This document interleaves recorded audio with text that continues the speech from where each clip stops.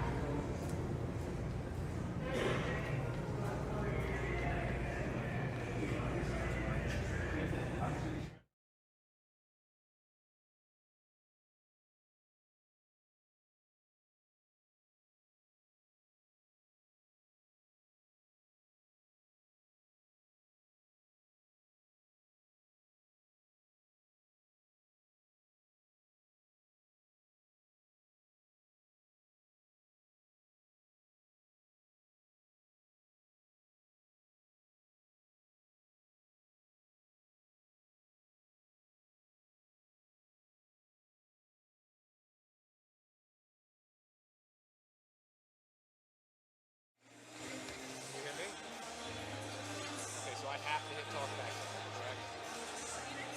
Oh, okay. We talked a little bit. Is there anything specific you want us to do? Okay. Okay.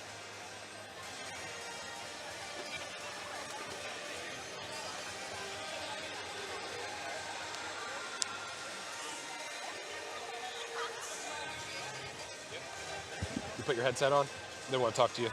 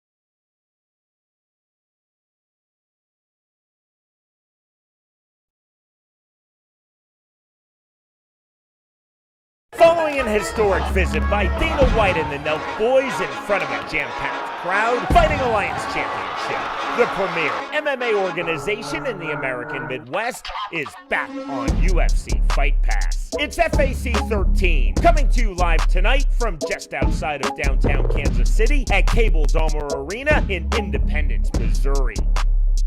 Headed your way, a loaded card featuring 2 championship fights. In the main event, Don Shayner versus UFC veteran Cody Fischer for the FAC lightweight title. In this evening's co-main, Stephen Graham versus Garrett Armfield for the FAC bantamweight title. Plus, rapidly emerging prospects Josh Weston, Cameron Cash, and Alan Olivas.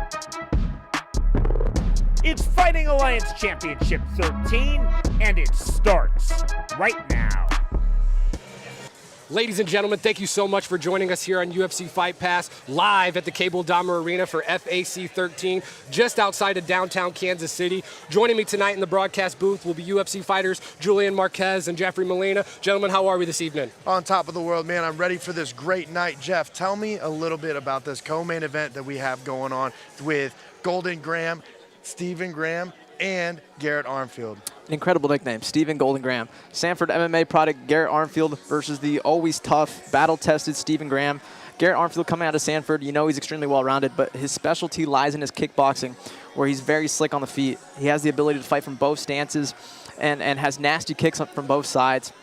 Tonight, he's looking to improve his record to 8-2, keeping the win streak alive in hopes of getting the call to the UFC very, very soon. But standing in front of him, Stephen Golden Graham, he's going to have the experience edge. He's fought in front of big crowds. He's main evented a Bellator card in Ireland, in enemy territory. He knows what it's like to have the bright lights on him, and he's a black belt, a crafty black belt in Brazilian Jiu-Jitsu.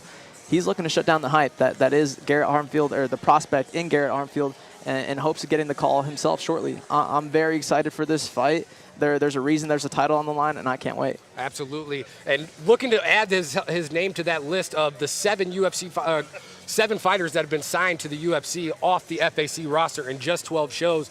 But in our main event, we got 2 guys vying for that spot as well. Julian, what can you tell us about those gentlemen? All right, we have Cody Fischer versus Don Shayner. All right, Cody Fischer, UFC veteran. He's fought on the biggest stage. He is a tough-nosed grappler. He's there to put everything right in front of your face. He's going to go after it and try to get the finish from start to finish, and he's going to make it a grueling matchup. But across from him, he has Don Shayner. Don is a type of fighter that takes fights every time he can, every chance he gets. He's taken short notice fights on 5 days, short notice fights on 10 days. He's always in camp. He's always prepared. And as we see on this main event, we had a short notice matchup switch because Evan Elder, who was scheduled for this bout prior, took the leap to go to the UFC just last week. So Don Shayner took another short notice fight, but don't get it twisted. Don Shayner is a mental tough guy. He's going to come in here and he's going to push the pace regardless of what the actions are. He's going to push the pace. He's going to look for the finish. And this fight is about who is going to dominate the center of the ring and who's going to get top position first. Because whoever takes that top position, expect elbows, expect high velocity punches, expect a high level ground and pound. Awesome. I'm completely ecstatic for the rest of the card this evening. FAC slowly becoming the #1 feeder league in the United States. 4 guys getting it to the UFC. And make sure you stay tuned for the rest of the action-packed card live on UFC Fight Pass. We'll take it to the in-ring announcer, Brian Wood.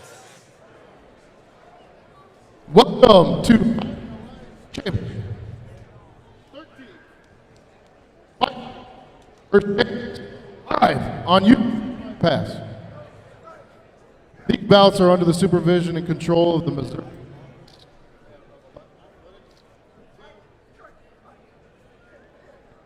Tim Lukinov.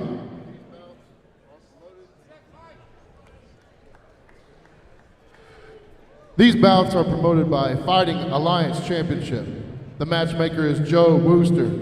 The judge working tonight's bouts are Henry Garrett, Michael Munoz, and Ross Swainberger. The referees are Zach Tybris and Mike England. The physician is Dr. Michael Roach. Welcome to Fight Night Alliance Championship, Feister versus Shannis live on UFC Fight Pass. First, let's start off with the national anthem. Please direct your attention to Tim Barty.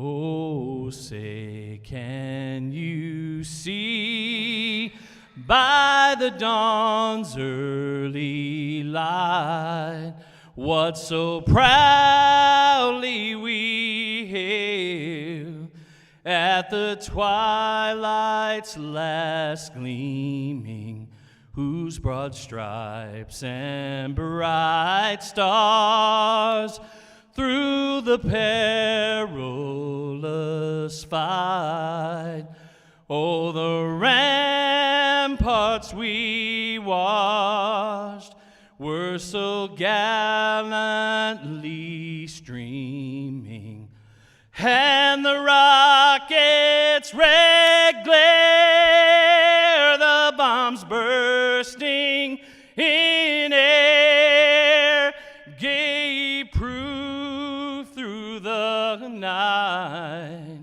that our flag was still there.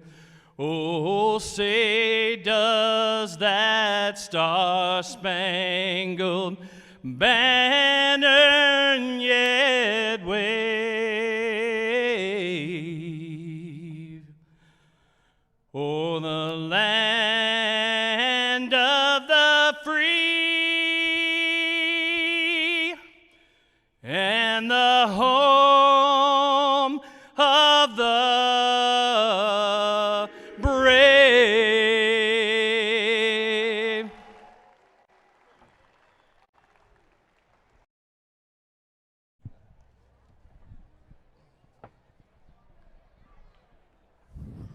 Woo! Let's try this again. Before Fight Night 1, thanks for the sponsors. RMAC, Roll-Off Dumpsters, Wide Open Lifestyles Magazine, Revolution Tattoos, Immortals Fight Club, Berserk Athletics. And now, it's Fight Night! Fighting out of the blue corner, Ash, A-Train, Mallory.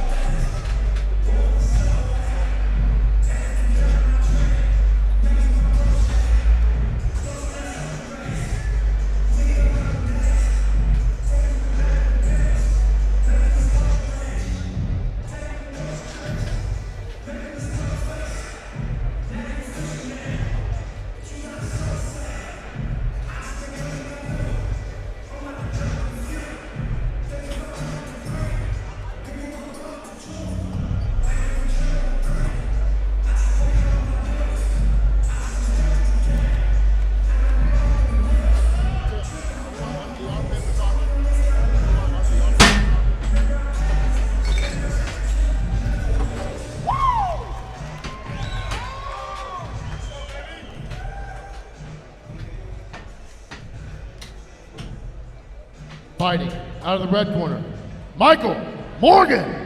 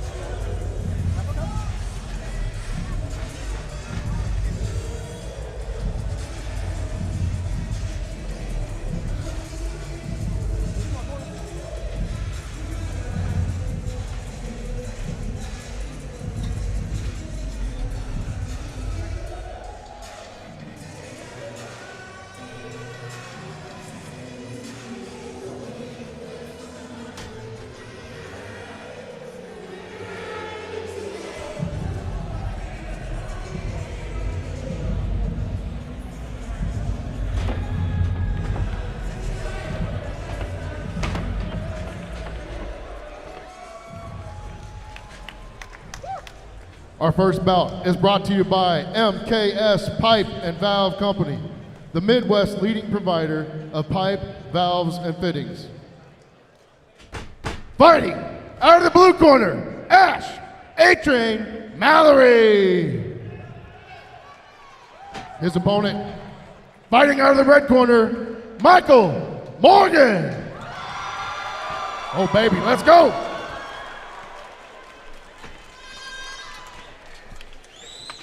All right, ladies and gentlemen, we are off to the races with our first bout of the evening here at FAC 13, live on MMA Futures. Quick touch of the gloves, and we are off to the races. Oh, big head kick there. That head kick sneaked by, kind of scared me for a little bit right there. Quick start for these boys, wasting no time. Straight to the action here.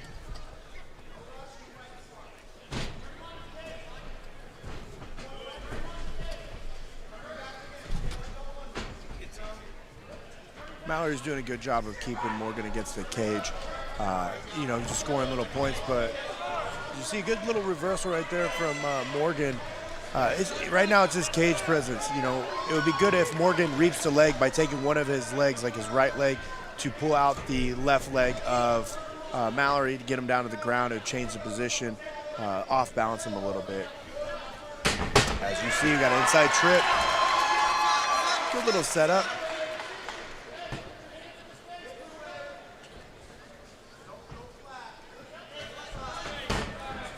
Both guys pretty calm in there for being debut fighters.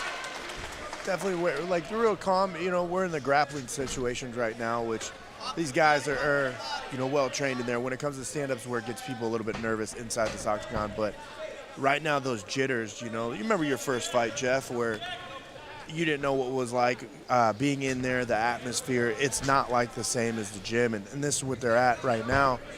They got punches flying at them, real punches.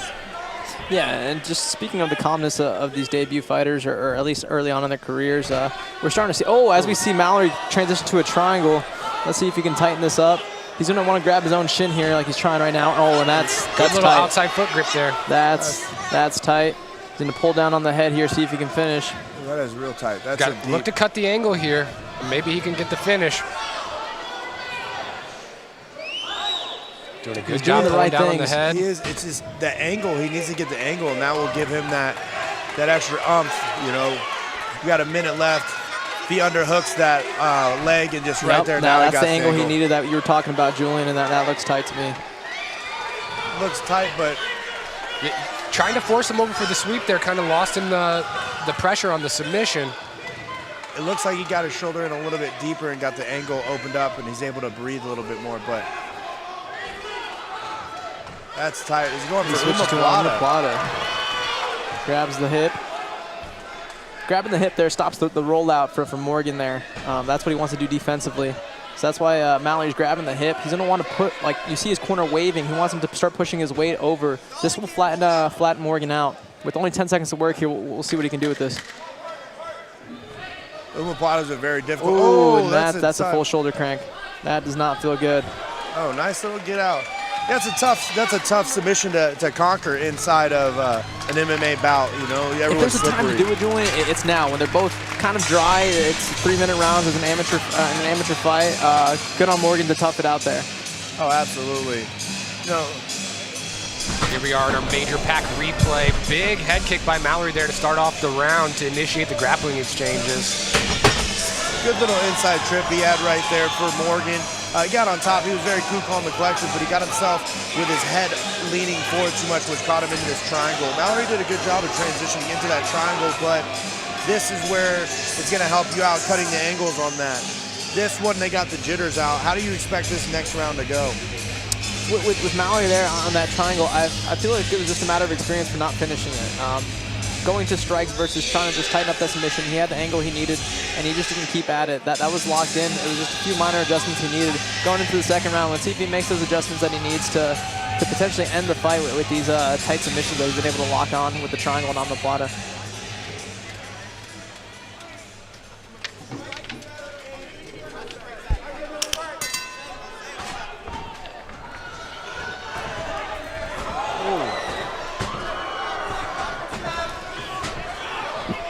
nice little slugfest going on right here. Yeah, let's see if Morgan decides to keep it on the feet this time. Last time he kind of just forward pressured it into top guard, and then he was kind of folded up from Mallory's bottom guard. He was able to pull off a triangle, then omelet plata. So let's see if Morgan tries to not go to the ground with him and keep it on the feet and have more success there. Yeah, really letting the hands fly here early.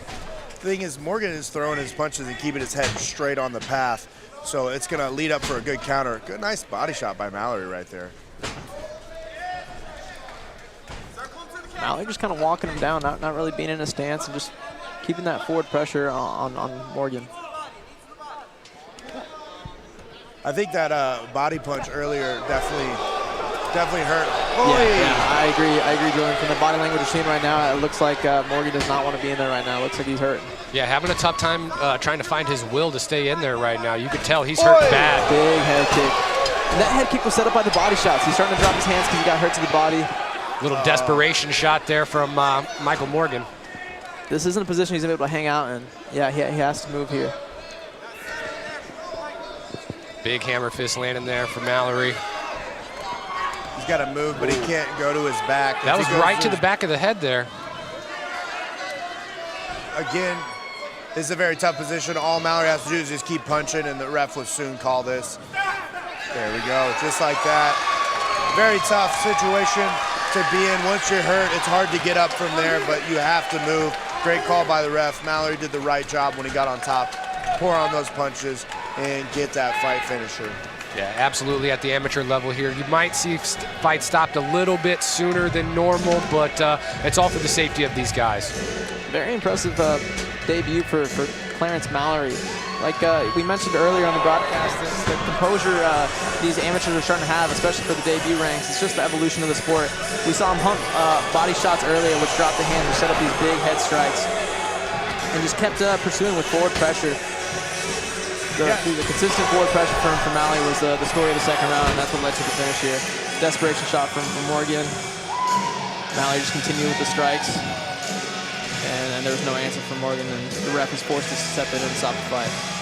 Good major replay right there, and again, that was a great calm style by Clarence Mallory right there. It was very collective. He was methodical in what he was doing, which is, it's good to see in the debut of a fighter or a newer fighter to see that in there. Definitely bright future coming up for this young one. Absolutely. The evolution of the sport just keeps on going. 1 minute and 36 seconds of the second round. Your winner by TKO. Out of the blue corner, Clarence Mallory.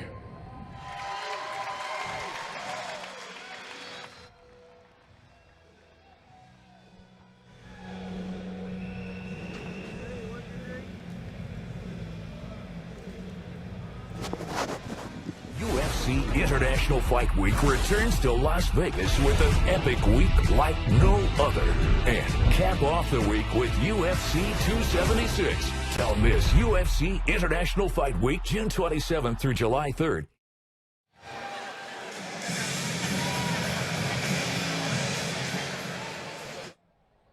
Our next bout, fighting out of the blue corner, Miguel Lozano.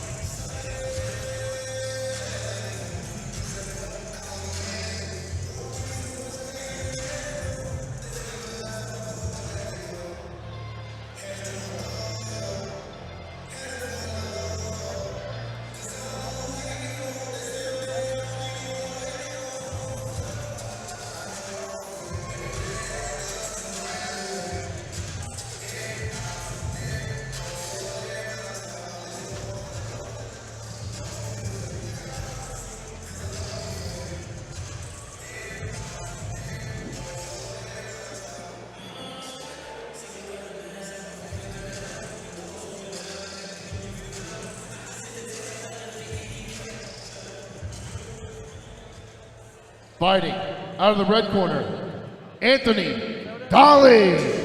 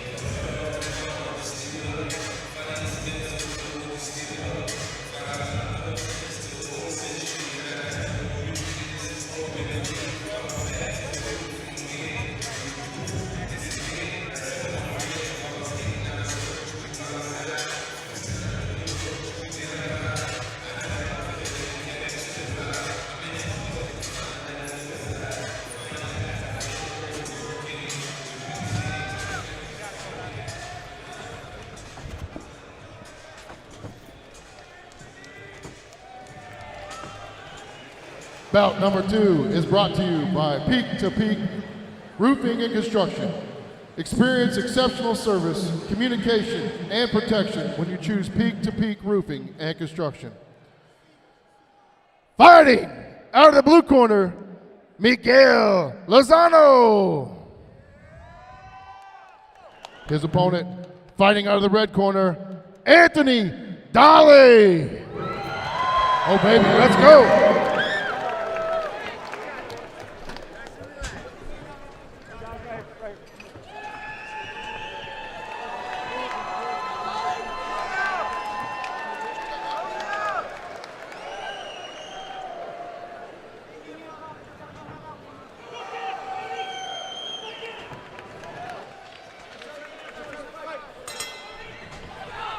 Here we go. We're up at it. Oi! Right into the nice double kick. Ooh, hands flying early. Lands flush on the chin. It was off a kick. As soon as his foot touched the mat, he landed a hard 1-2. Both guys in here throwing bombs early. Good range control by Anthony.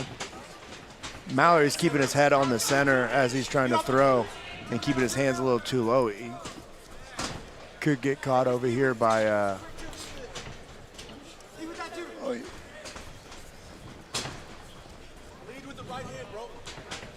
Looks like Anthony's already opened up the nose on Lozano.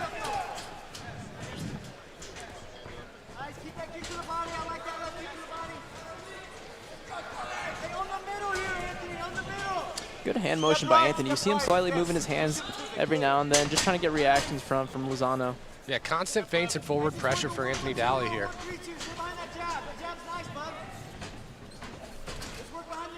This is another debut fighter showing good composure here.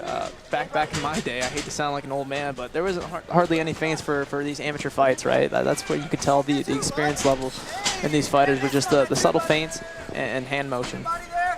back in your day. We're, you know, a little young, aren't you? Like 28. But you've been in this game a little bit different. I've been in here for a little longer, and the way we fought was a complete different, it just different style that these amateurs are now on. You know, they have great coaches in their corner that are pushing them. These guys are doing good on their draws. They're doing good at the setups and just like, you know, the hand positions, the what do you call them, fly swats, wherever he's, you know, making Lozano's hands move, drop, going up and down. The abdomen of Miguel Lozano, bright red from all these body shots so far. Forcing him to shoot him for a takedown. Good hits by Anthony. Lozano's having a hard time finding his range on the feet and is getting touched apart. Anthony does a good job of transitioning stances just to stay on Lozano here. I think those knees definitely hurt Lozano. You could see it in his posture right now. You could see he's not trying to break. Separate, split two. Separate, split two. Anthony, separate, split two. Separate. Anthony's corner telling him to split and look to set up the striking exchanges again, but he seemed to be content here, controlling off the cage. Good dirty boxing by Anthony, just being nasty inside, landing some big shots. Yeah, fantastic clinch work there. Good straight right hand. Anthony definitely has the size advantage here tonight. I will say that he did miss weight yesterday. The bout was scheduled at 145. He weighed in at 149, and that might be a reason for him looking a lot bigger than Lozano here. Take the center. Fantastic first round there for Anthony Daly. You know, Daly had a great composure in this round. He was walking forward, marching it down. I would like to see him control the center of the cage a little bit more. He's kind of following along the outside of the cage. If he's able to control the center as we see on the replay, you know, he's setting his punches up, everything, but you see he's walking around the outside with him. If Anthony Daly controls the center of the cage, he's going to be able to put Miguel Lozano and cut him off and be able to get more effective strikes, even more than he's doing right now. Lozano needs to start mixing in his takedowns. He needs to start mixing in a little bit more feints and drawing out Daly so that way he can counter him, or he needs to go after him. He's got to get the respect factor, because right now Daly does not respect Lozano, and he's going to keep marching forward this whole time.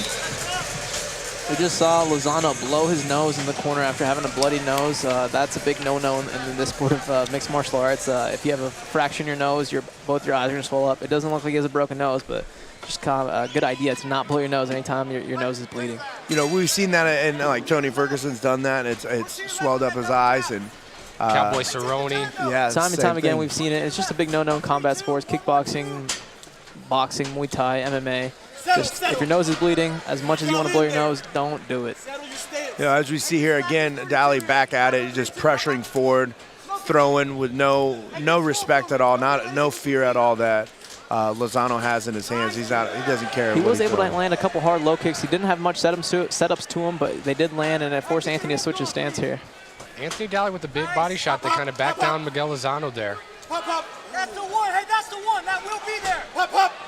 Ooh. Hey, off your kick, find hands immediately. You know, off your kick. Low kick, hands. That's the one. Just straighten it up, though, for me. You hear Anthony's corner imploring him to throw strikes off the kick. That's how he caught him in the round one. He threw a kick and then landed a hard 1-2, and they want more of that. They want off any kick, throwing punches immediately after. Right here. Punch on the break. Punch on the break. He's trying to. Body. Big strikes. Good little break in combination. A lot of times in this sport, people tend to try to rest in those positions after a big clinch, and that's the perfect time to strike, and Anthony did that. You know, he's going. I think his corner said something, and Daly's corner said something doing the in between rounds. He's telling him to control the center of the cage, and you see it a little bit more. He's not chasing him; he's cutting him off, and it's opening up a lot. Oh, that looked like it hurt. Big cross lands right on the button. Oy.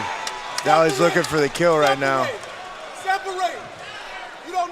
Corner for Daly telling him to separate again because he's landed so many strikes at distance. Nice little dump there to put Miguel on his back, and this might be over here shortly. This is definitely over. I don't think Lozano is going to be able to stop this. He's looking for his way. Referee Michael England doing the right thing, stepping in there and calling the fight. What a performance by Anthony Daly there. You know, at that point, you could tell when a fighter, they have an ability to, hey, I want to stop this fight without giving up. And as you see in the replay, he goes in here. He's, you know, Daly's up top, landing heavy punches. There's really nothing Mike Lozano can do. And he ends up getting here, getting him against the cage, puts a barrage, gets the clinch, takes him down. And you saw him stop right there. Lozano stopped, so he wasn't trying to get up. Daly started putting more pressure. This is just right there. He's ready to give this one up. He's ready to stop here. He's tired. He has no answer. And England comes in and stops the fight at a perfect time. Our major pack replay of the evening.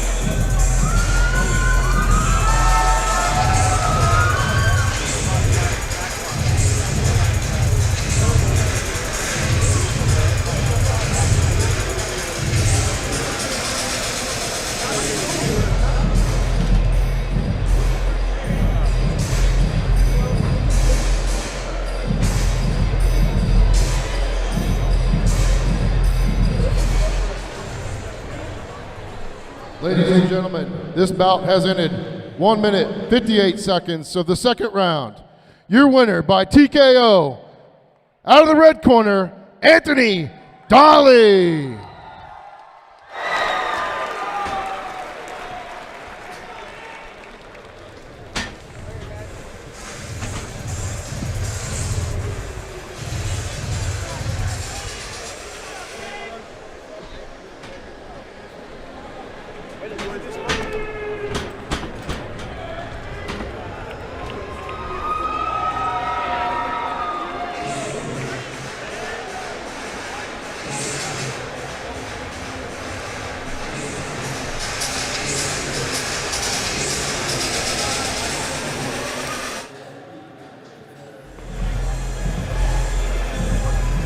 Don Shayner, man, what a tough guy from Boston here in Kansas City, trying to, put his name up there and take this lightweight title.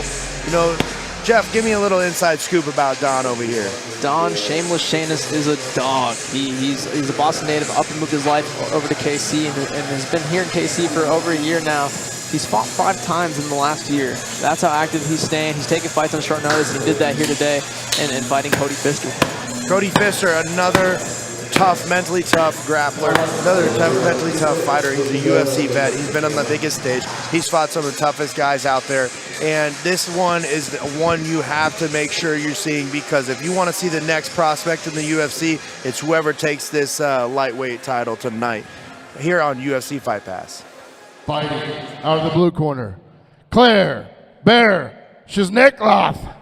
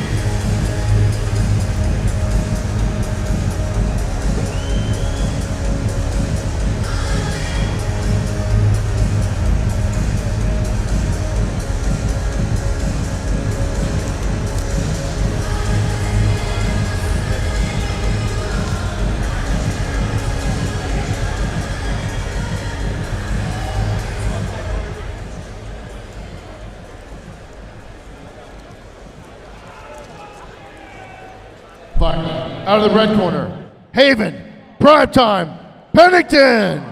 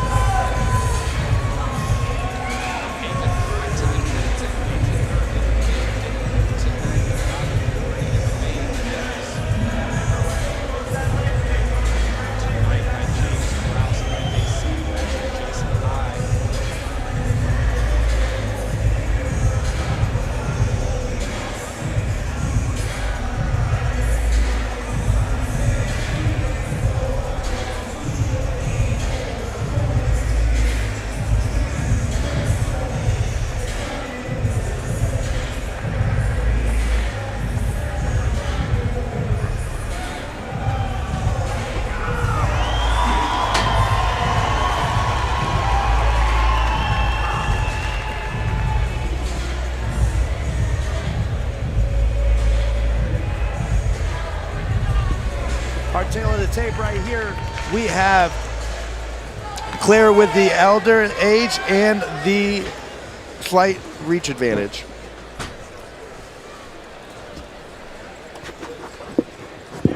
Bout number 3, brought to you by Major PAC, highlighting the cannabis industry through health, fitness, sports, and entertainment. Fighting in the blue corner, Claire Bear Shesnikloff. Fighting out of the red corner, Haven Primetime Pennington. Oh baby, let's go.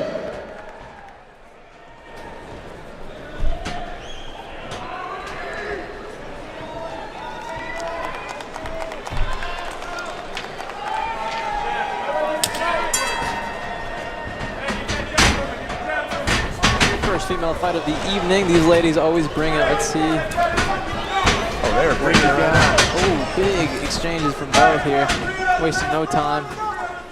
Yeah, Haven sprinted right across the ring looking to put the hands on Claire early and ate a shot there at the end she didn't seem to like. Incredible barrage of punches from Haven Primetime Pennington. Oh, wow. She's just swinging. Yeah, Claire's shelling up. I think she might be hurt. Haven wasting no time, and Shesnikloff has no answer and forces the referee to step in. Wow, Right there. standing Fast. TKO stoppage. 40 seconds into the fight, just had no answer for Haven's relentless pressure. Oh, wow. What a debut for Haven. Coming in here, throwing a barrage of punches, taking the fight directly to her and not stopping, getting the victory. Here in the replay, we just see Haven coming with a flurry of punches. Not the best technique, kind of keeping her chin up, but it's because Shesnikloff had no answer, right? There was no response from Shesnikloff, so she just kept on with the relentless pressure, and the referee had no choice but to step in. Way to mix it in with the knees, short shots, finding the holes there, right? When Shesnikloff was shelled up, she found the hole, she went through the middle, she split the guard with an uppercut, and then went around the guard. Very impressive debut for Haven Pennington.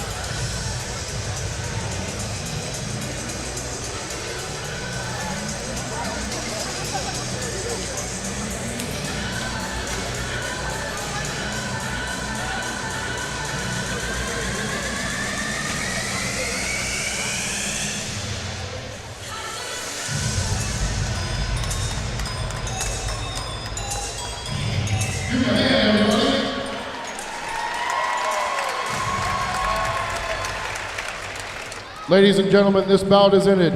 Your winner by TKO, due to strikes, out of the red corner, Haven Pennington.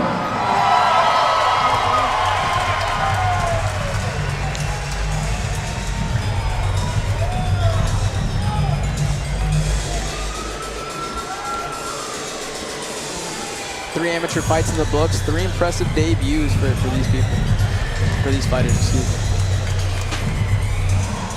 Fighters are people too, baby. Sometimes. You know, it's good to get your exposure here on FAC. It's good to get your exposure out here on such a great event. Here in Kansas City, I mean, it's plateaued a lot of fighters' careers up into, you know, the UFC. Just like yourself, you started out here in this octagon. I started out here in its sister's octagon of KCFA at the time. And it's a good night.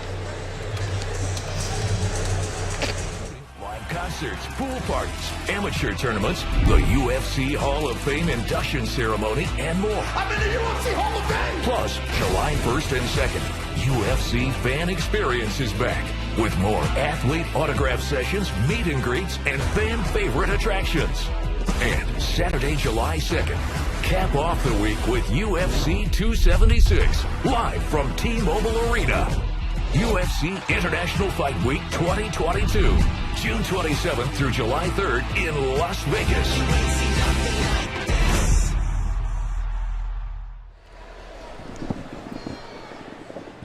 Fighting out of the blue corner, Garen Kiekfer.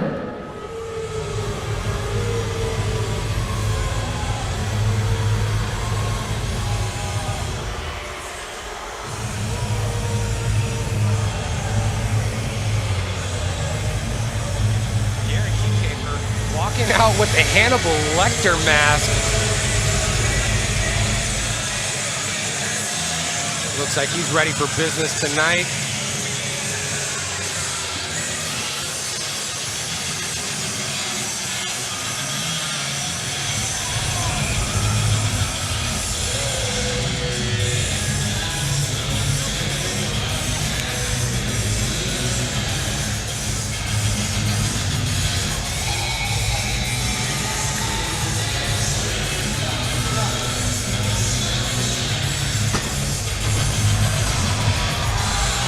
Bit of gymnastics to get the night going for Garen Kiefer.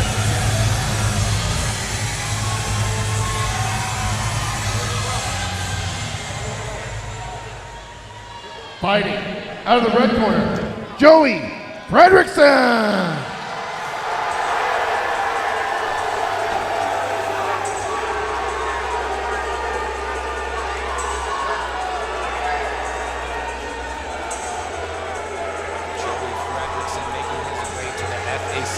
Tonight by way of Glory MMA and Fitness.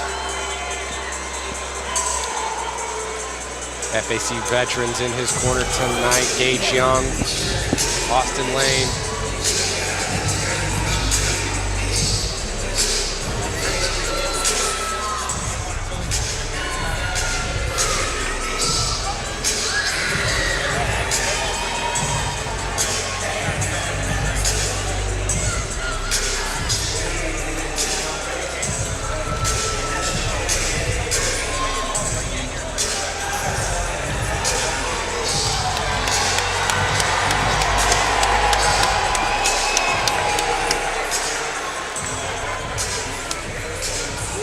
Here in the tail of the tape, we see Garen Kickhafer is 2 years his elder, and he will have a whopping 6-inch reach advantage.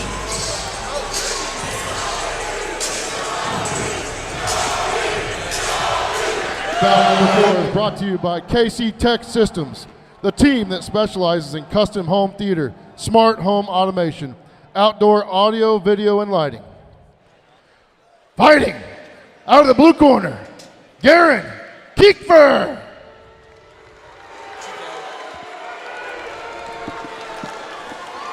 His opponent, fighting out of the red corner, Joey Frederickson. Oh baby, let's go. Crowd for Joey Frederickson.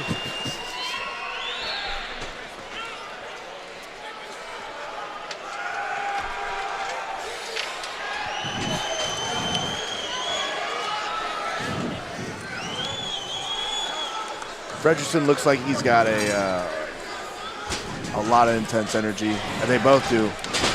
Oi, I feel like Frederickson jawing a little bit there at Garen Kiefer. We've seen the toughness of Kickhafer in his amateur debut against Macmo Green here in the FAC cage, and he is very, very tough. We saw him get hit with some big shots in his debut fight and just kept coming forward.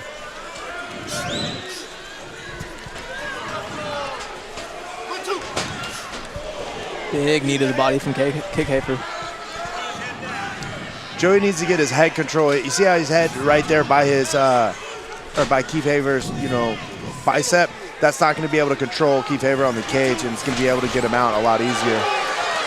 Kiefer with some big misses, just sprinting that 1-2 across the cage. Not the most technique on that, but really has bad intentions behind those. Trying to showbuck a little bit on here. Joey with a nice little catch of the kick to the takedown. What we saw there was more of an unbalance from Kickhafer, not just being in a stance. You're unbalanced when you're not in a stance, and he just kind of fell right over, and it was an easy takedown for Frederickson. Big bombs landing for Joey Frederickson. Step over that. Settle here. Stay in Good step over pass to half guard for Frederickson. The explosion, the strength right there.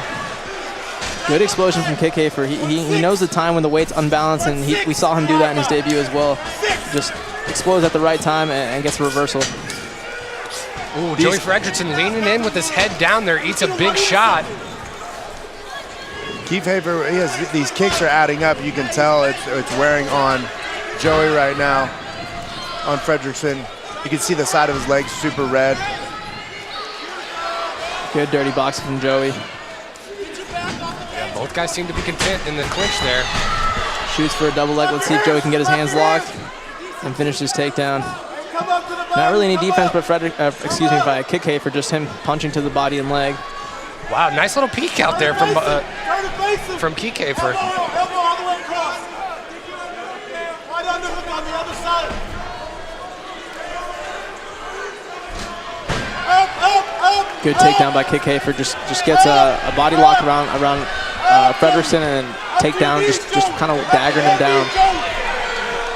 Up to your knee, Joe. Frederickson right here is needing to get his back against the cage and slide up to stand up fast.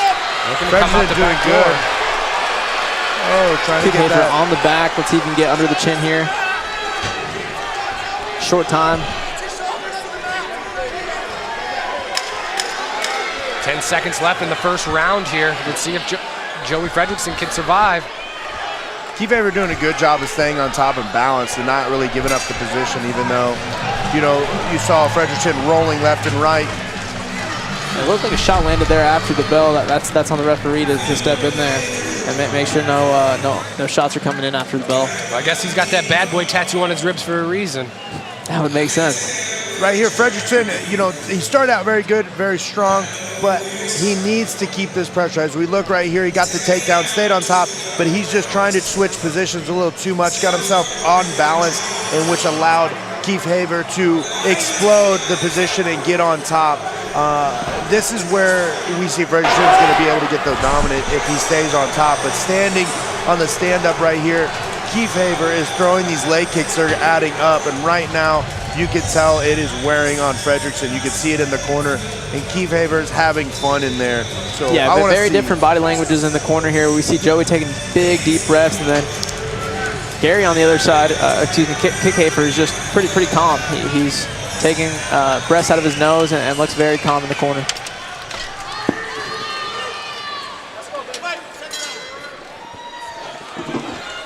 Round 2 underway. Joey Frederickson, all kinds of battered and bruised right now. Look at the leg and the shoulder of him.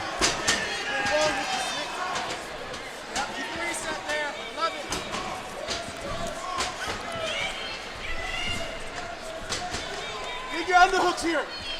Kike for not showing the best technique, right? He's just kind of walking forward, throwing these big kicks with no setups, but he is using his physicality and employing his will just by walking forward and keeping that heavy pressure. Yeah, seems like the unorthodox style is kind of frustrating Joey Frederickson just a little bit.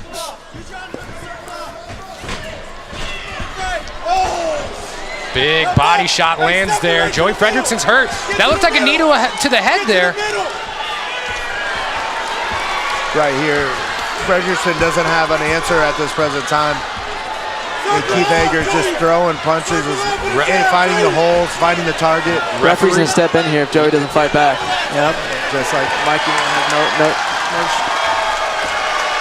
That was a good call right there from Mikey. I mean, you saw Keith Haver finding the openings, throwing the punches where it counts. And again, in the amateur ranks, we're not sitting here trying to let you continue to take a beating. If you're not appropriately defending yourself, moving out of the way, Frederickson kept that posture bent over with his hands covered. It wasn't looking like he was trying to get out of the position. Keith Haver here throwing uppercuts, chin high, everything, but he is finding the openings, and he was dishing it out. Good stoppage right there by Mike England.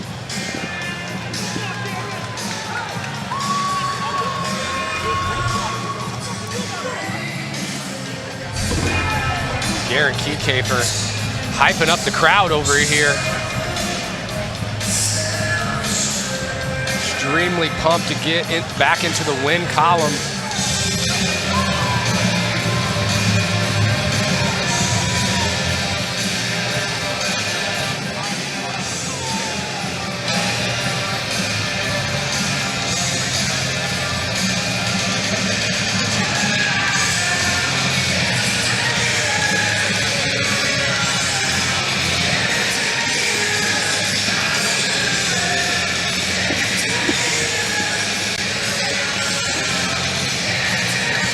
All right, let's take it to our fistful of bourbon winner's circle with our in-ring announcer, Mike Wood. Ladies and gentlemen, this bout has ended at 1 minute and 2 seconds of the second round. Your winner by TKO, out of the blue corner, Byron Kicknever.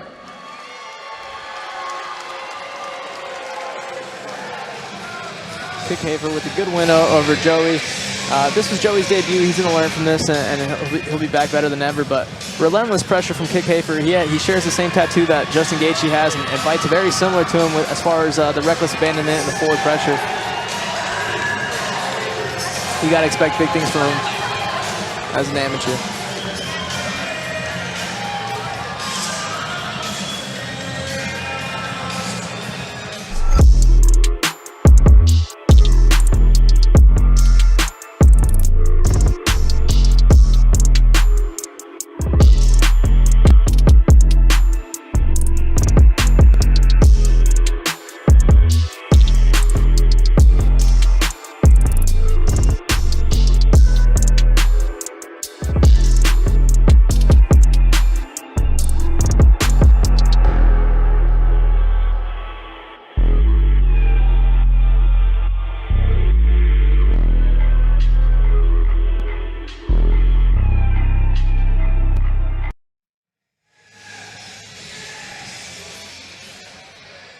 Fighting out of the blue corner, Caleb, the Hitman, Williams.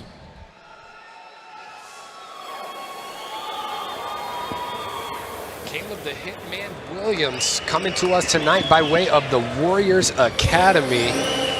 In his corner tonight, fellow professional fighter Tyler Rowe.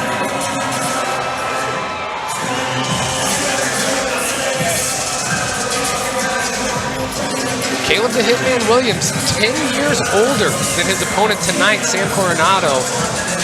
You know, sometimes that grown man strength hasn't come in yet at the ripe age of 21 that Sam Coronado is. So let's see if that plays a factor tonight in this bout between the two gentlemen.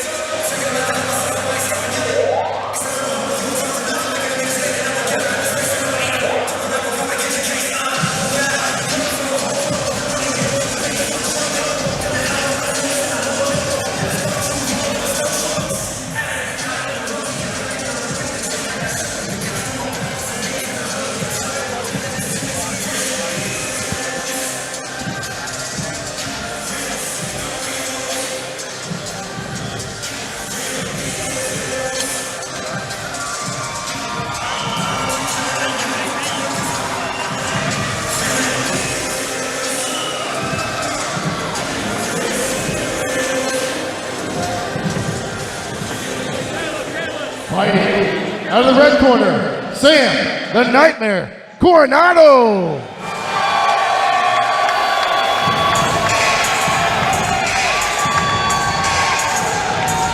Sam the Nightmare Coronado making his FAC debut tonight. In his corner, Zach Cummings, UFC veteran Kevin Kroom.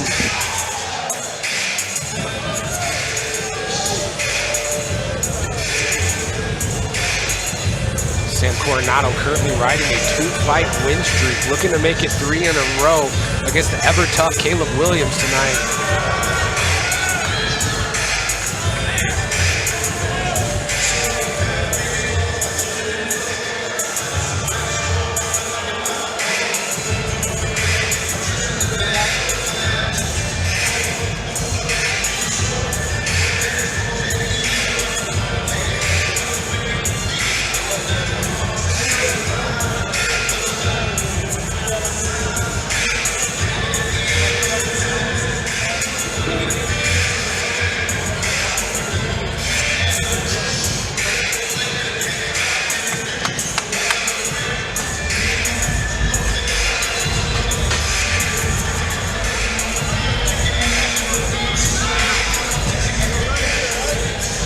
Williams is going to be the elder by 11 years, with the reach advantage going to Sam Coronado.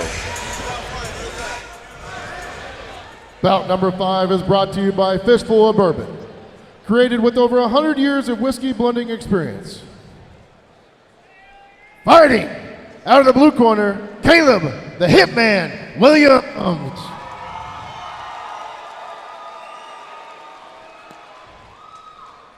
His opponent, fighting out of the red corner, Sam, the Nightmare Coronado. Oh baby, let's go.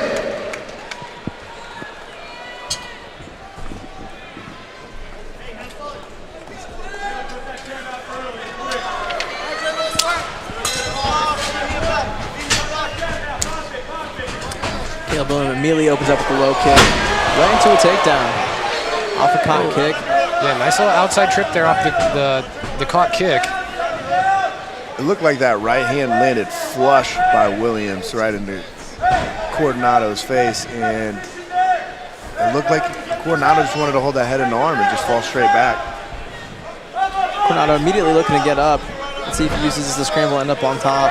Good and on his own single leg himself. Yeah, looking to dump Caleb Williams back to his butt here. Switches to a double. Looks like he has his hands locked. Let's see if he goes off to the side and finishes. And he does. Perfect. What Sam needs to do is take his right hand, go over the top, and reach over the opposite shoulder of Williams just to control his body and control his upper body, because the moment he lets go this grip, Williams is going to posture up and stand up as we see right here. Trying to go up with the wizard hard, though. Oh. Yeah, he was looking for that far side wrist control and got a little lost there and ended up letting Caleb Williams back to his feet here. Way to use the underhook to take the back. That was slick. Looks like he has one hook in. He's going to need that far side hook in. Is he looking for the? He's looking for the rear naked choke. He's got it a little under the chin, but nothing too threatening. Williams doing good. Does a good job of getting behind the armpits of Caleb Williams to try to flatten him out. It looks like he's working for this choke now. We're in the choke. It looks like he does have it underneath the chin, but he doesn't have any anchor to pull that arm up. It looks like he's got his hands set now. Williams needs to fight the hands a little bit more, but he's breaking him down. That looks fully behind the head. It does. Let's see if Sam hits hips in and finishes this rear naked. Sam's going to be a little too high if he doesn't get this, so he's going to need to put his hands posted on Williams' hands to push him back up. But he's got Williams breaking down. He's underneath. He's got the one, looking for the readjustment here. Oh, that one looked like it slid underneath the chin. Yeah, Caleb Williams completely bellied out now. It's such, oh, there we go, there's the top. Sam with his first debut win. He did take a short notice fight, cut a lot of weight, came in here, had a little scare at the beginning. It looked like he got taken down, turned it around, took the back and put the hooks in and got the rear naked choke. Very impressive for a young Sam Coronado. Yeah, moving to 3-1 in his amateur career, Sam Coronado after that rear naked choke victory.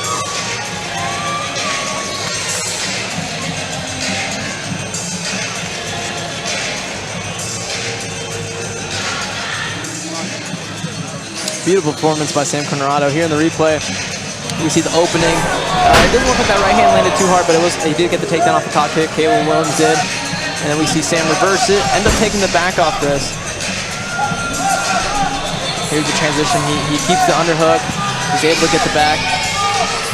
And then once he got his hooks in, he took his time here. Caleb Williams did a good job of facing the choke, right? Looking towards the crease of the elbow to not make the choke as tight. But then once Sam readjusted, got his hand behind his head, hipped in, it was all she wrote.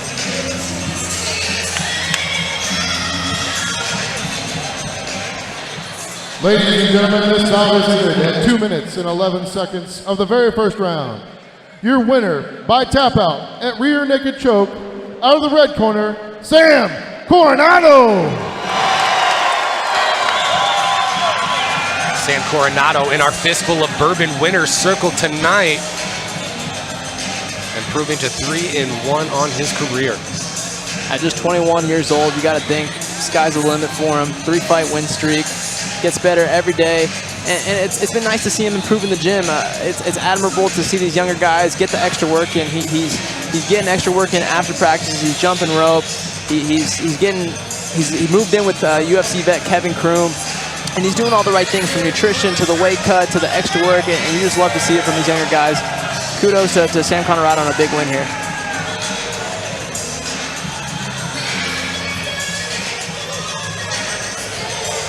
Here we got Joe Estrada. He's been around since 2012. He's been around for a long time. KC vet. He steps in here today to fight Cameron Cash, FAC alum Cameron Cash, who's fought in the amateur ranks. He's having his pro debut here tonight, and what should be a banger of a fight.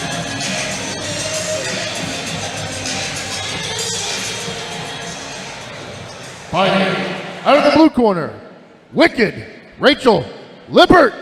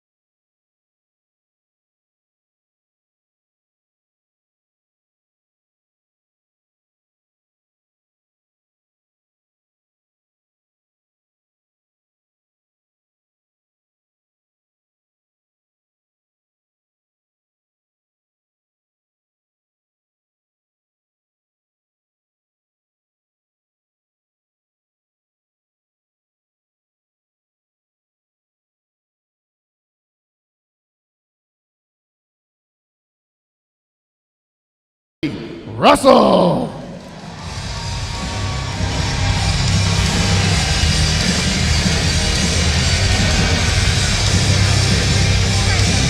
Julie Russell, definitely a fan favorite here in the Kansas City area.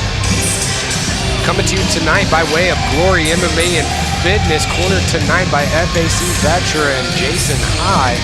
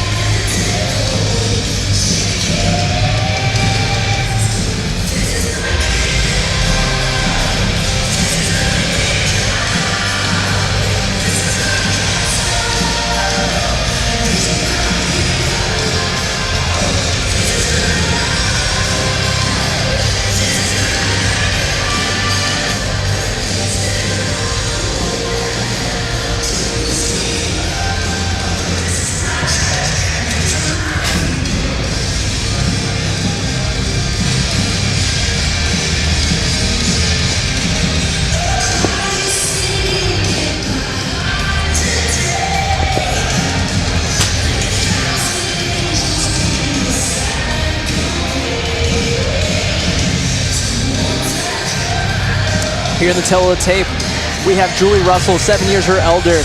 Both weighed in at about 120. Julie Russell will have the 2-inch reach advantage, 2-inch height advantage, and Rachel will have a small reach advantage.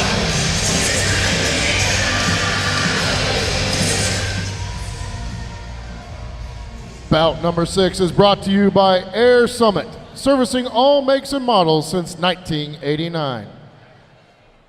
Fighting out of the blue corner, Wicked Rachel Lippert.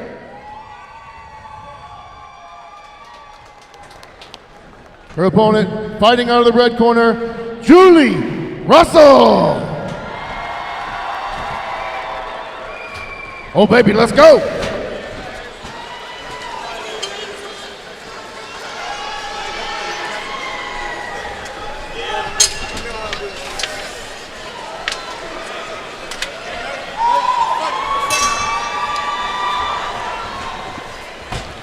We're in for a good fight. If you've ever seen Julie Russell fight, she only knows one direction, and that's forward. Yeah, constant pressure from Julie Russell is usually the way she gets their victories out of there.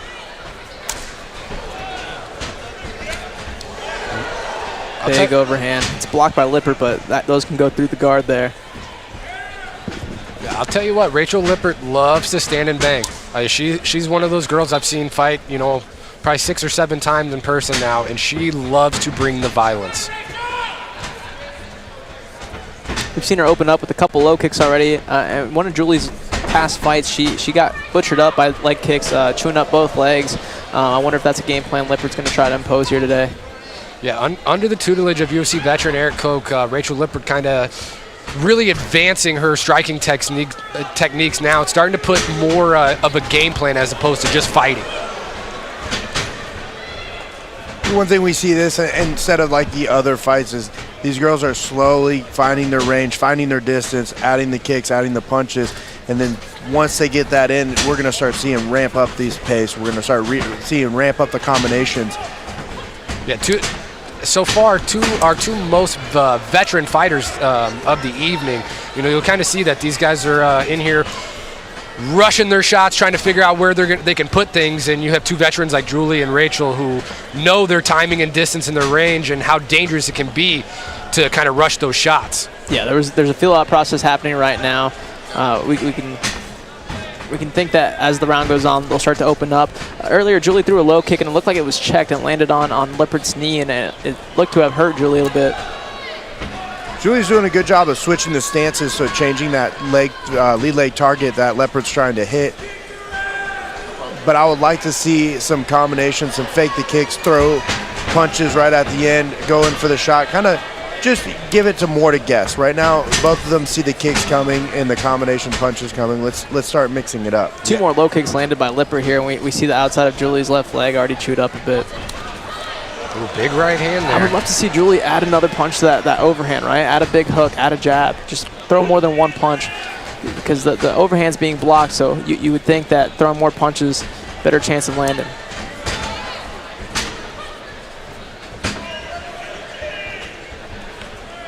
You can tell this is definitely frustrating Julie, because Julie's wanting this engagement right now. You can tell she's wanting to go forward and throw all these combinations and punches.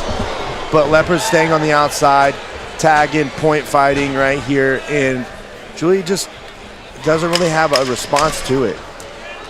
Yeah, Lippert doing a great job using that outside low kick as almost like a jab to just keep her off every time she starts to close the distance.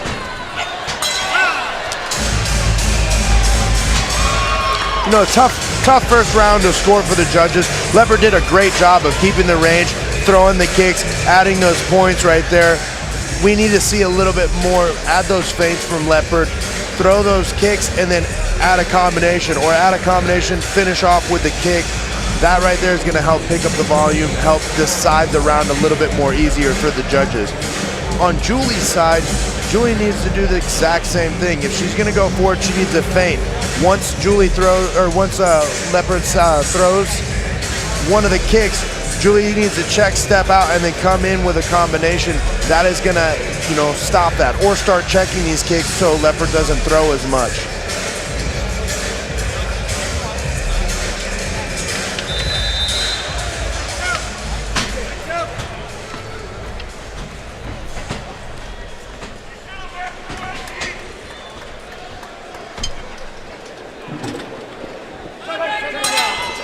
Let's see if we see a change of game plan from Julie. Sort of an in-fight adjustment here, right? She's getting chewed up, or she's getting her leg chewed up on the feet. Let's see if she tries to change it up with some grappling.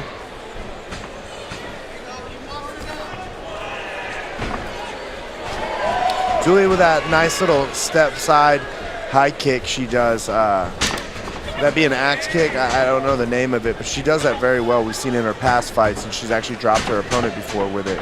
Yeah, almost like a hook kick. She goes around the guard with the aiming with the heel. That leg seems to be getting a little more tender every single time she steps forward. Yeah, Julie has a tendency to circle towards her opponent's power, right? Towards her left side and to her opponent's right hand, and that sets up the leg kick even more, right? All your weight's on that lead foot as you're circling towards that direction, and it just makes that leg kick land that much harder.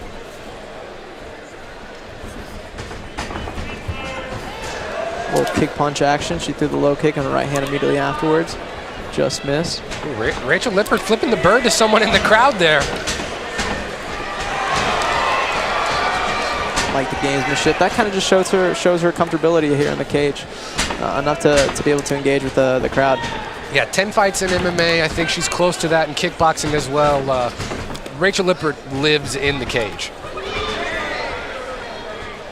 Good return. And see, there we saw Lippert throw 2 punches, and when we saw that, she landed the second one. I'd like to see Julie throw the same combination, right? Throw more than 1 punch. She'll have more success that way.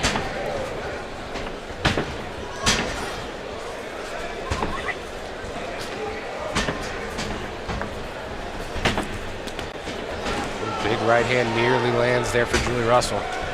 Julie's doing a good job of putting Lippert to the back of the cage, but she's going off to the side and allowing Lippert to get out and get the center of the cage. She needs to start cutting her off if she wants to have these punches land or the combinations going. And Lippert doing a good job of every time she's against the cage, she's moving out, circling back to her body to the center of the cage or the octagon.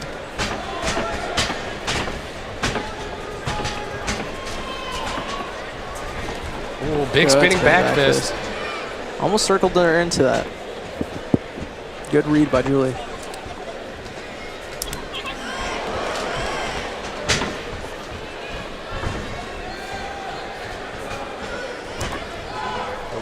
Every time Rachel Lippert wades in, she kind of drops her hands when she throws that outside kick. I'm surprised Julie's not going to the top more.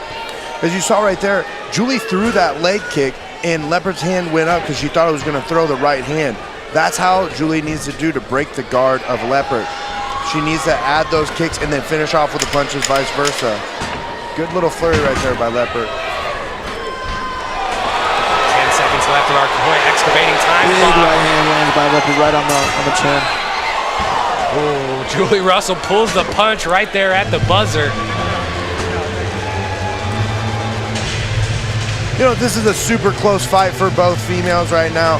You know, I don't know who the judges are going to pick here, but someone's got to stand out. Someone's got to make the initiative. Someone's got to change up the game plan, whether it be going for the shot, going for the pressure punches, You know, Lippert doing a good job going forward, throwing these sporadic punches whenever she has the opportunity, throwing these little flurries.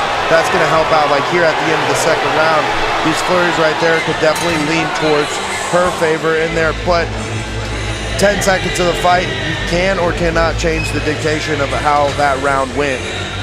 I would like to see, especially in these 3-round fights, it's been very back and forth for the first 2 rounds, but you got to think Lippert being the more active fighter, throwing more in combinations, throwing more punches, throwing more strikes, she has to be up on the scorecards, but I'm no judge here. And I'm glad I'm not a judge here. Our final round underway here, Julie Russell versus Rachel Lippert. first time we've been in the 3rd round all night. Let's see how different this changes. Ooh, that seemed a little flurry right there by Julie Russell. Julie's definitely fighting like she's down on the scorecards right now. And as we see right there with that overhand right, she came back with a hook and it did land.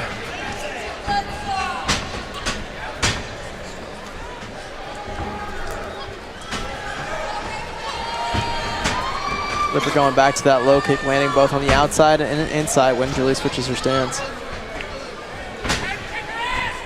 You can see the footprint outside of Julie's left leg there. If you guys have never taken a low kick to the thigh, it does not feel good, especially the next day when you got to limp around everywhere. 10 out of 10 would not recommend. Good combination there thrown by Julie. It was a jab cross hook.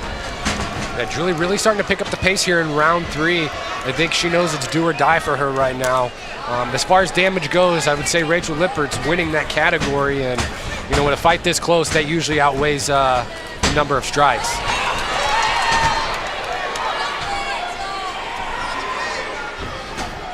Julie's doing a good job of backing up and still striking while continuing to back up while Lippert keeps that forward pressure. Yeah, definitely seeing a different Julie Russell tonight. Like we said at the beginning of the fight, usually constant pressure forward, but she's doing a good job backing up, fighting off her back foot, and rotating out when she has to. And Lippert doing a fantastic job of making sure she's not in the range of these heavy punches, keeping her guard high, seeing everything happening, and getting those combinations off. Beautiful left hook by Lippert right there. And finding a mark with these low kicks, right? You got to think that's helping her find a range for her strikes with her hands, just touching that low kick, right? Keeping Julie guessing whether she's going to kick low, kick high, or whether she's going to punch or kick low.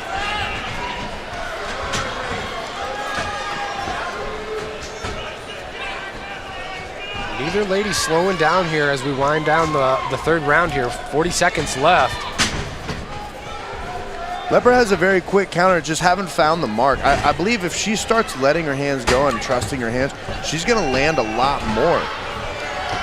Every time she blocks for that right hook, she comes back and throws her left hook. It's very routine right there for her. I would like to see her pick up these hands a little bit more. She seems to be content just point fighting right now. You know, she must feel she's in the lead. She's done most of the damage. Forward pressure by Lippert. She was able to land a couple big shots there. Now walking down Julie.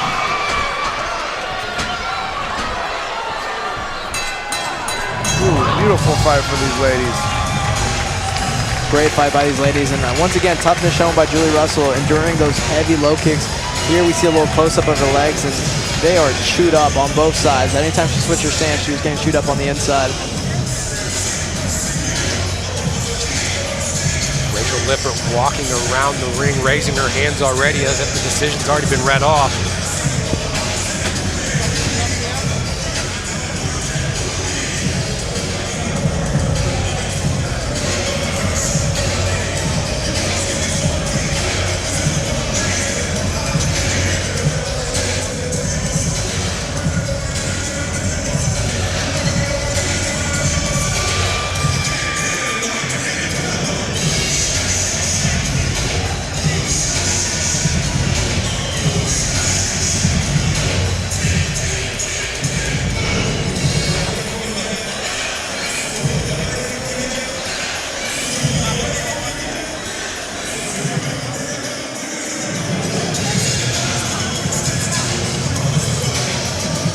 Both these ladies looking like they have enough energy to go a couple more rounds. Yeah, both of them dancing and celebrating to the crowd while we await. Here in the replay, we see Lippert with the relentless forward pressure. The story of the fight was the low kicks from both stances. Anytime Julie switched her stance, she would attack inside low. Anytime she was in an orthodox stance, she would attack the outside low kick. And she just couldn't miss. And you got to think that took some heat away from Julie's punches with not being able to put weight on her lead leg.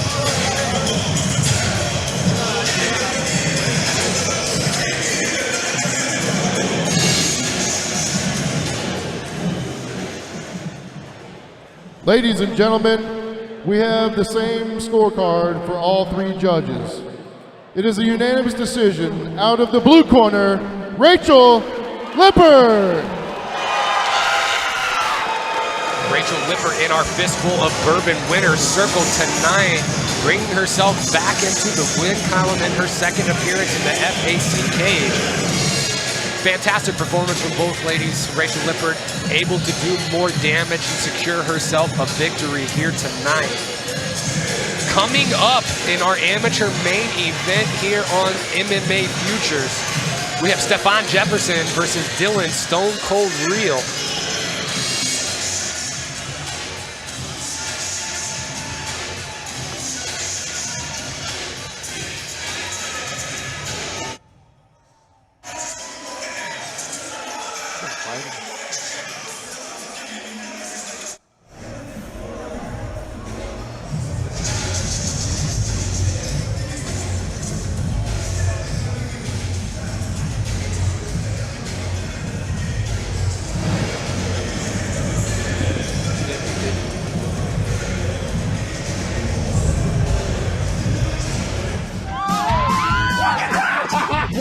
It's the UFC watch party. Is that like a Ninja Turtle leg sweep? Is that a slap? Oh, this is a good fight.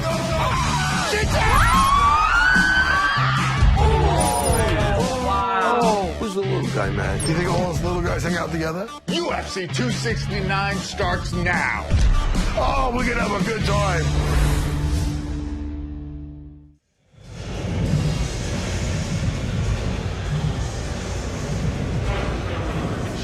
Don Shayner making his way into the cage. Oh, yeah? Yeah, they came out, so look at their stream. Rouse looking to stamp his ticket to the UFC tonight, moving up a weight class, coming off a victory of grappling sensation Chris Lencioni at FAC 12. Dana White's looking for a fight.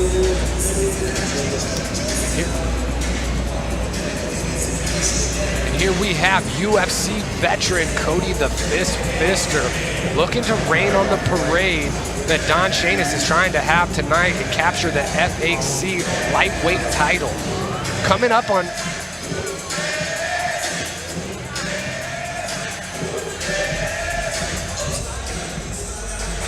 And now for our headliner of the amateur fights. Fighting out of the blue corner, Slade, the Razor Blade, Sean, the Butcher, Atkinson.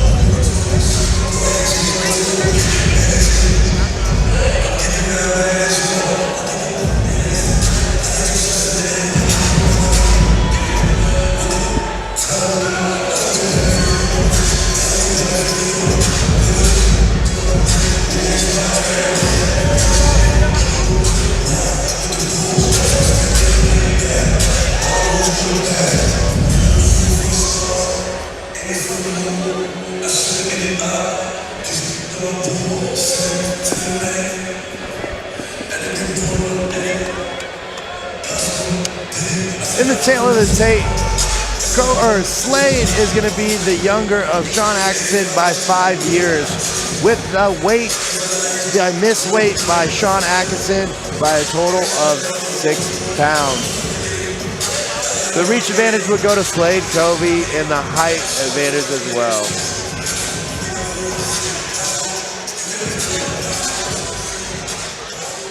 Bout number 7 is brought to you by Hoy Excavating, building communities and providing construction services for over 20 years. Fighting out of the blue corner, Slade, Razorblade, Cody.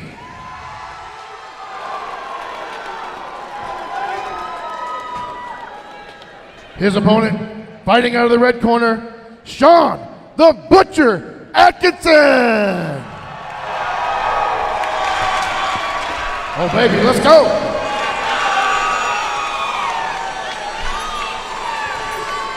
Last amateur fight here with these gentlemen. I'm very excited for this one. Sean's last fight against Hunter Vaughn was a banger of a fight, very back and forth, and it came down to a close decision in Hunter Vaughn's favor. I want to see how Sean bounces back here tonight. Yeah, close split decision loss, like you were saying, but Slade Cubby coming into hostile territory for the first time in his young MMA career. Let's see if the pressure of being the out-of-town guy is too much for him. As highlighted by the tail of the tape, Sean Atkinson did miss weight by quite a large margin, by 6 pounds. That might not sound like a lot to a lot of people, but 6 pounds is a lot. It's a huge difference, so he'll definitely be the bigger fighter here tonight.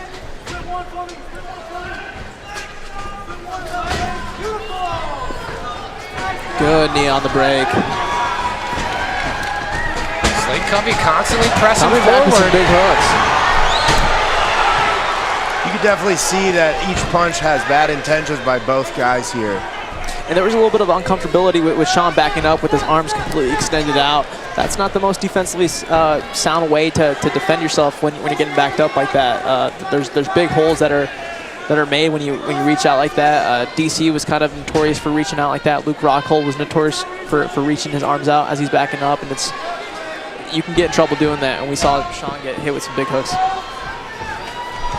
I think that knee to the body before the snap down that Sean has right here, it definitely hurt. See Sean here in front headlock. Let's see if he goes for the gilly, and he's sitting for the guillotine. Oh, yeah, nice little Joker choke here.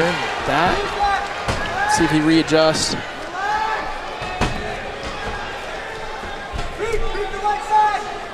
You can see Sean using a lot of his strengths right here, and I wonder if that's going to affect him in the later rounds. You know, with that big weight cut, it's definitely going to probably change the tides. Let's see how these later rounds are going to go. But right here, right now, he's being the bigger guy. Yeah, heavy knees landed for Sean Atkinson in the clinch before the break there.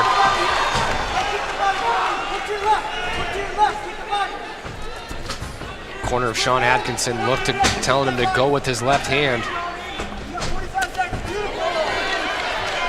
Nice body kick off the end of the exchange there. Sean Atkinson trying to duck under, eats a shot. Sean ducks under and gets double unders here. See if he reaps the leg and tries to go for a takedown.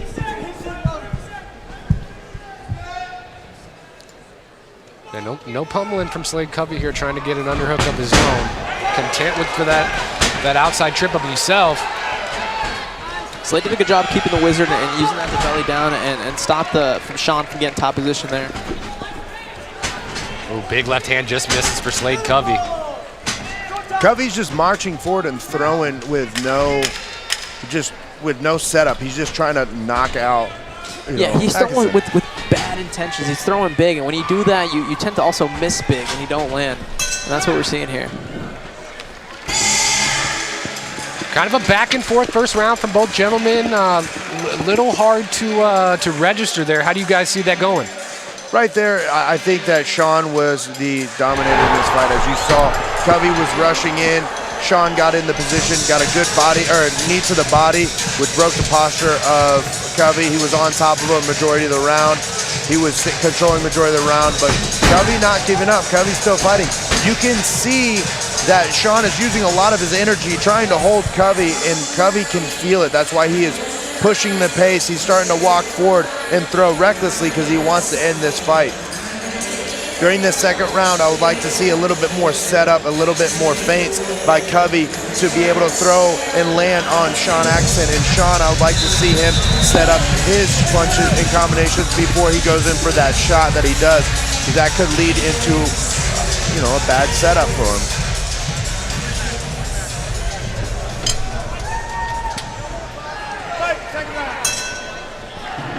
Touch of the gloves, and round 2 is underway in our amateur main event of the evening here live on MMA Futures. Uh-oh, low blow there from Slade Covey. I could definitely hear that. Yeah, unintentional, obviously, but definitely part of the game, definitely landed, and Sean Atkinson is not in good shape right now.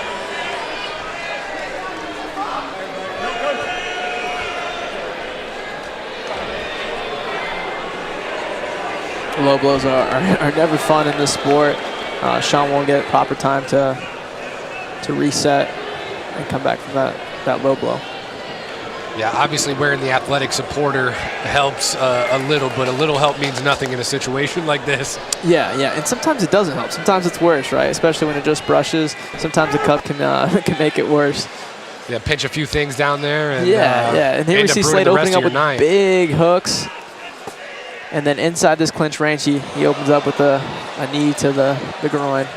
You know, it looked like as if it's went to the belly and slid down, but it's still, you could see the cup move in that replay. Let's see if this gives Sean proper time to adjust, as far as Slade opening up the second round with big hooks, and Sean just kind of corralled himself back to the fence and didn't really circle out, use his feet to get out of range for those big hooks. Sean Atkinson electing not to utilize the full 5 minutes. Cubby back into the march forward, getting ready to throw. You know, the setup, the feints and everything allows you to fake out your opponent so you can land the cleaner shots. But if you run in there recklessly like that, your opponent's going to be able to see it and be able to block, and it's going to be tougher to get through.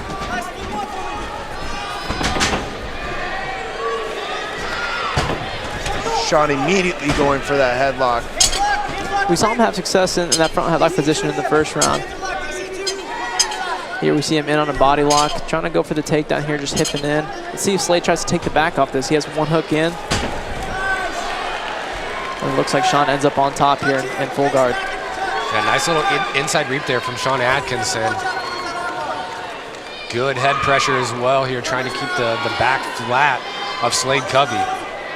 You know, Slade needs to get his back on the cage, pick a hip, open up his guard. Right now, having your closed guard just accepts you to be on back. There's not a lot you can do unless you have an amazing triangle or arm bar, but that's very difficult to get, you know. But even then, you do have to open the guard to go for those set submissions. So Sean's doing a good job of keeping the posture. Here we see Slade open up the guard, see if he looks for a submission or attempts to get up here. Sean being super heavy on the hips. Yeah, waiting to posture up here and land a big shot as he tries to pass the guard.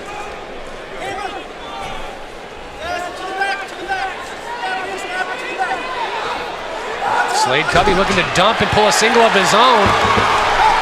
Sean trying to go for a triangle, and it just gave up position. Right there is a very poor fight IQ. You know, it churned the position. Now the tides are in Cubby's favor. Cubby, all he needs to do is hold this here, pick up some punches, and ultimately could take the round. We saw this in Atkinson's last fight. Good turn in by Sean there. Yeah, great job using the cage to peel Slade Cubby off. Big uppercut lands. Solid combination. Good use of the underhook by Sean Atkinson there. Goes to the back and see if he gets a takedown. Nice body lock to mat return. Slade immediately bellies down and gives up his back. That is a mistake you see by wrestlers when they transition to the sport, and that's what we just saw here. Slade's a good high school wrestler. He immediately bellied down when he got taken down, and now he ends up with his back taken and big shots being landed by Sean Atkinson. Not moving his feet here, trying to get out of this belly down position. Now he starts to open up his hips, but eating shots on the way. He's trying to move. It's just Sean's doing a good job of downward pressure with his hips. And with 10 seconds left, you want to see Sean just go all out here with the strikes and not go for a submission. Absolutely, get those points. You know, right there, it was very difficult. You don't want to go belly flat whenever the legs are in. All you need to do is bridge hard, and once you break that posture, it's very, very difficult to try to roll out. especially how tight Sean had his legs in the hooks in. Very common mistake made by wrestlers when they transition over to the sport, whether a high school wrestler or collegiate wrestler. When they transition to the sport, folk style wrestling, they're so used to bellying down to not give up back points that they just belly down in the sport of MMA and they get their back taken. And we saw what happened here. Here we see Sean with a good body lock takedown, and immediately Slade bellies down. It's so easy for Sean to get his hooks in. He kept his hips up, and in folk style wrestling, that's a good move to do because you don't want to lose by giving up points. But in the sport of MMA, you give up your back, and when there's submissions and punches involved, it's a big no-no. And as you see here, Slade tried to get up and ended up ultimately pushing his hips back even further. That elevated from the ground, so it's very difficult to bring your knees back in. So he had to turn and pivot in the way that he did, which he did great at that. Right here, a very tough match. We have a tight third round. Let's see who's going to dive in deep with the heart, and let's see who's going to push the pace. Yeah, could be 1-1, could be 2-0 Sean Atkinson, but if I'm in the cover of the corner of Slade Cubby, I'm telling him he's got to have a finish here. Big hooks are exchanged by both gentlemen. Throwing from the hip, right? Not much technique in those hooks, but they got some power in them. He's driving. Hands are locked. He finishes the takedown here. Covey doesn't have the angle for the guillotine. No, there's nothing here. Sean's cross sides. Sean's in a good position on top to control the bottom man position. Covey needs to let go of this and find a way to get up if he wants to get this. Sean steps right back in the half guard. It's something we're seeing a lot more in the sport of MMA, right? In the past, people would always try to keep side control or try to go into mount. Good reversal by Slade Cubby.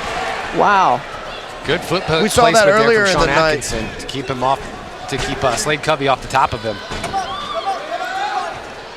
What I was saying, and with being in top half guard, you have someone's hip controlled, and it's much harder to get up.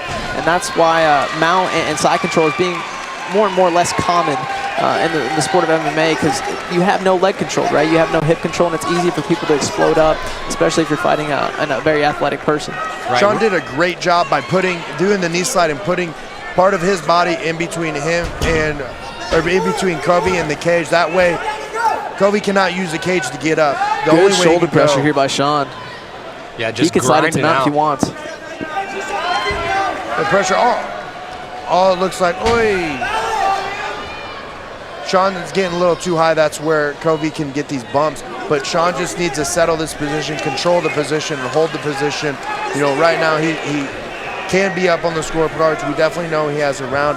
He slides right over into 3/4 and then mount. And he did that by applying that heavy shoulder pressure. James Krause scream and post up and start using your hands. Yeah, he's in such a dominant position, and you got to expect the buck here, right? You got to expect an explosion out of Slade, and James Krause is imploring him to post up, land some big shots from out. Got a deep grapevine in there on Slade Cubby. It's going to be really hard for him to kind of slide this out, but Sean Atkinson content in just laying on top and being a blanket here. Yeah, you could definitely see the fatigue push in on Sean. And Covey's trying all that he can to get here. He's using the off balance of... Good timed explosion by Covey to get out from mount. Wow. That guillotine was immediately tight as soon as he pulled for it. Yeah, arming guillotine, chin over the far shoulder, had everything cinched up. Cubby doing everything he could to get up. He finally got up, but Sean snuck in that guillotine, that arming guillotine, cut the corner, dropped to his hip, and it was right there. It was immediately tight. It was so tight, I didn't even see how tight it was. Yeah, it got tight very quick for the immediate tap. Here we see Slade explode out of mount, get into his front headlock position like we saw a couple times earlier in the fight, and Sean just sits to a hip. It's immediately tight. He has the angle, he has the foot lock, and he gets the tap. Great back and forth fight from both these gentlemen.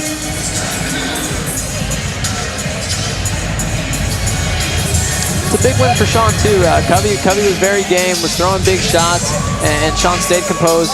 Both these gentlemen are going to learn from it. We saw the inexperience out of Cubby by bellying down, giving up his back, but that's what the amateur ranks are for. You learn from these fights, and both these gentlemen will learn from these fights. Yeah, fortunately, that record will go away. He will be 0-0 once he starts and turns to the pro ranks. Like you said, just another great learning experience here in the amateur ranks. Justin, we say that all the time in our gym. Anytime an amateur fighter loses, we tell them, hey, you're still an undefeated pro, right? That the amateur ranks are to learn, and that's what these gentlemen did here today. Yeah, no reason to hang your head on your performance if you're Slade Cubby. Obviously, you have to work on a few technical aspects, but I mean, he's got the heart to be a fighter.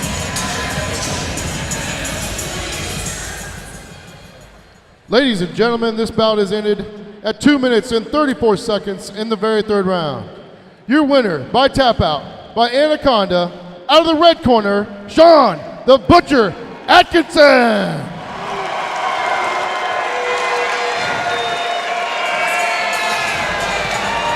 Sean Atkinson in our Fistful of Bourbon winner's circle here, improving to 5-2.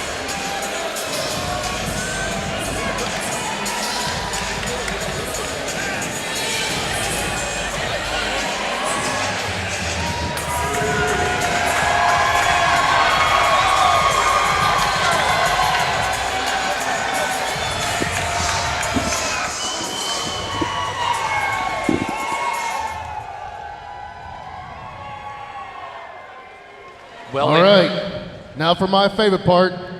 Go get you a beer, go get you some nachos, head on out to the concession stand, snack it up with some ice cold beer, and you'll be satisfied all through the night. Be sure to double fist. Well, ladies and gentlemen, that does it for our free portion of the card here on MMA Futures. Join us for the pro portion live on UFC Fight Pass. In our main event this evening, we do have Cody the Fister versus Shameless Don Shayner, and Stephen Golden Graham versus Garrett Armfield in the co-main event for our bantamweight title.